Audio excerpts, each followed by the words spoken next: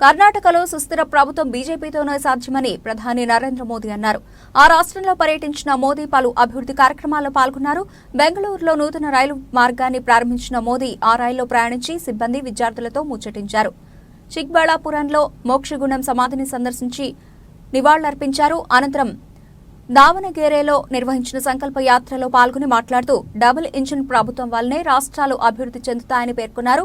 Congress party అవినీతిలో కూరుకుపోయిందని విమర్శించారు. Kilometre से ज्यादा का ये सफर है और इस सफर को तय करने में जो लोग हैं उनको पहले 2 से 2.5 घंटे की दूरी लगती थी, क्योंकि इतना ज्यादा जाम रहता था इस पूरे इलाके में, क्योंकि हैवी ट्रैफिक था और बड़े पैमाने पर आईटी कंपनियां थी, उनके कर्मचारी थे, बहुत सारे ऑफिसेस यहाँ पर मौजूद थे। तो उस वजह से जो लोग हैं उनको तमाम दिक्कतें होती थी और समय पर ऑफिस पहुंचने में भी उन्हें परेशानियां होती थी। लेकिन अब उनकी ये जो परेशानियां हैं वो दूर हो जाएंगी और कह सकते हैं कि एक बड़ी सौगात है मेट्रो इन लोगों के लिए। जब हमने लोगों से बात भी की थी, उनका कहना है कि हमारा एक बड़ा हिस्सा पूरे दिन का जाम में चला जाता था, लेकिन अब उससे हमें निजात मिलेगी।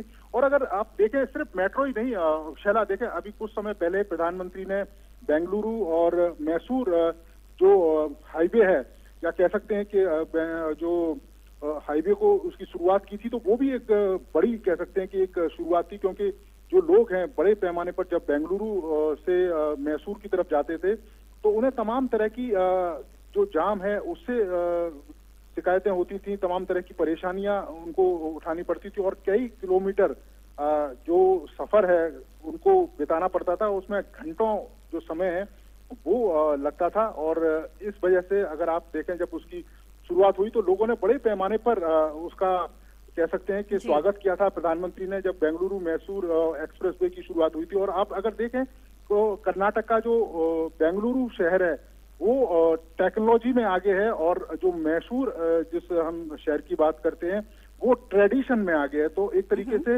परंपरा और तकनीक का जो मिलन है वो एक्सप्रेसवे था, और जिसकी वजह से मात्र अब 1.5 घंटे में आप बेंगलुरु से जो मैसूर है वहां पहुंच सकते हैं, और जो पहले कई घंटे लगते थे, 4 से 5 घंटे लोगों को बिताने पड़ते थे। तो उस वजह से भी कह सकते हैं कि एक बड़ी सौगात प्रधानमंत्री ने कुछ समय पहले ही दी थी। और जिस तरीके से यहाँ पूरे कर्नाटक में इंफ्रास्ट्रक्चर पर काम किया जा रहा है सरकार के द्वारा, 1 लाख करोड़ से ज्यादा का इंफ्रा